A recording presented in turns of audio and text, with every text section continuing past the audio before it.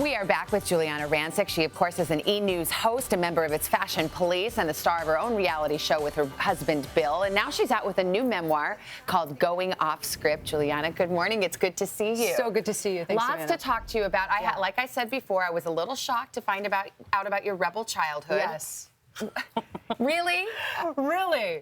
You know Why what it were was? you so bad? I have no idea. I moved to America as a little girl, and I didn't speak the language. It was pretty hard. And so I think that I would just find different ways to entertain myself. And I got a core group of girlfriends, and we were pretty naughty. And yeah, that was like probably the least of the stuff we used to do. But here I am in Italy, the tender age of 1, when I was still a good kid. Very cute. And you had to learn English at what, at the age of 8 when you moved here? That's right. About 7 years old. Yeah, I learned English watching television, actually, because I got lost in the public school system in Washington, and in Washington, D.C. Well, this book dishes, and in that spirit, I know we have a lot to talk about, and you have actually been very candid lately. I mean, for one thing, you've been in the headlines a bit because of your weight. And people most recently after the award season were saying, Giuliana is so skinny, something is going on there. Yeah. And you've decided, you know what, I'm going to talk about it. You know, it was something that I didn't feel I ever needed to talk about, because I think weight is very personal, whether you're underweight, overweight, whatever, it's your business.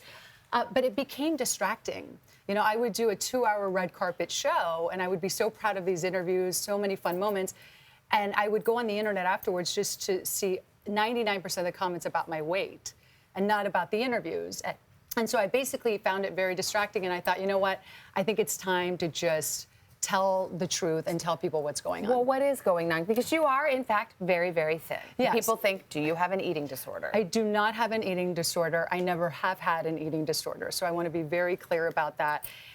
In fact, I eat a lot, and people always, they love to tweet, eat a burger. I eat burgers. It's not working. But the main thing is I've lost a considerable amount of weight really in the past year or two due to the cancer medication that I'm on. And to be honest, Savannah, when I was eating more than I've ever eaten, but I was losing weight, and I was scared. I didn't think, oh, this is great. I thought, what the heck's happening to my body? You've said you'd like to gain weight. Exactly. And so, it's very scary to have cancer, be on medication, then you start losing weight. I thought, oh my gosh, is the cancer back? I went to my doctor, and he said a side effect from the medication you're on is weight loss. You've been through a lot this year. One of the things has to do with your struggle with fertility. You have an adorable little boy, Duke, who is over 2 now, but I know you were hoping that your surrogate would be able to have another baby, and you just got some sad news about that. We did. Everyone's been asking us, about our last embryo, because we would talk about it on our reality show, that we had our final shot at having a baby, another biological child. And unfortunately, she did miscarry. It just didn't work out.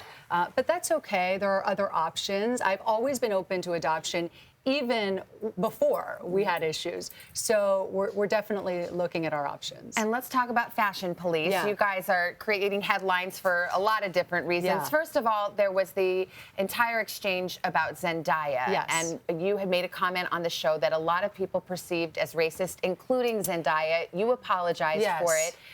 Where are you? By the way, she accepted your apology. She did. But what did you learn from this whole experience? I'll tell you, Savannah, just because it's something I want to be really clear about that happened, because I've never really spoken out about it. I made a reference to the hippie culture. I talked about patchouli oil, which is a hippie perfume.